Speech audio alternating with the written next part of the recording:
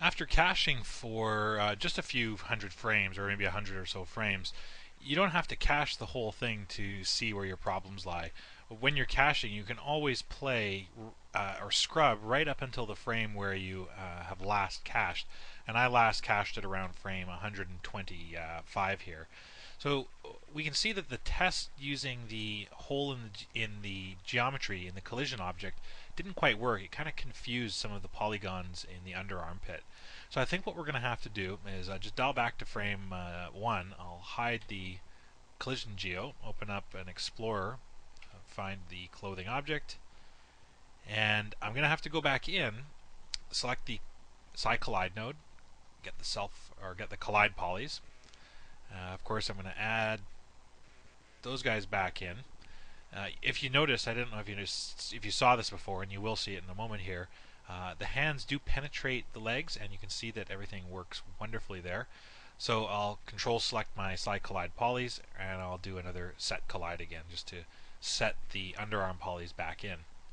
Just to unhide the clothing geo now, you'll notice that the areas that I wanted to remove from the influence of the cloth now have no influence at all.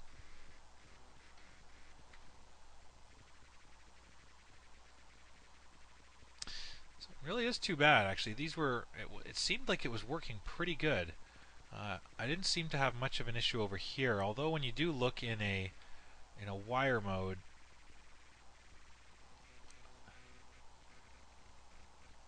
it's almost like it was just like a little bit of pinching up here under the armpit. Either way, it kept bunching up more and more and more and more, and that's clearly not what we need.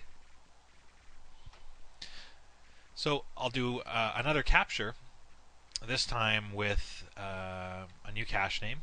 So again, I'll have to go back into my cache.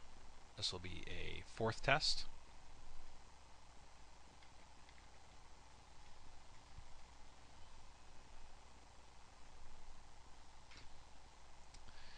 And I can move forward again. So once again, we'll just cache up off camera and come in. Again, as soon as I see anything wrong with the mesh, I'm just going to come in however many frames I've cached.